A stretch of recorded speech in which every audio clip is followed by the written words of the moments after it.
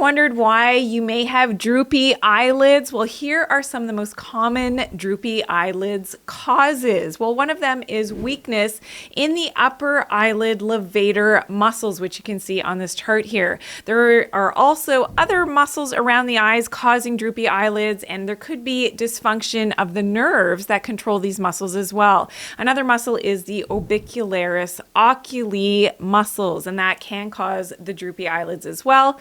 If you are a side sleeper or if you sleep on your stomach, this can cause droopy eyelids as well. And of course, if you start to have loose or excessive skin on those droopy eyelids as you are aging, loss of collagen, this can be another cause for the droopy eyelids. So today I talked all about the most common causes for droopy eyelids. Now, more importantly, I have other videos for droopy eyelids and what to do about this naturally, whether it is massage techniques for droopy eyelids or, of course, yoga facial exercises for droopy eyelids. So make sure you check out my other videos. If you do have questions and comments for me, I'd love to hear from you. Drop it in the comment section below. Be sure to share this video as well, and I appreciate all the love that you give me on this channel. If you're new here, make sure that you're subscribed and click that bell.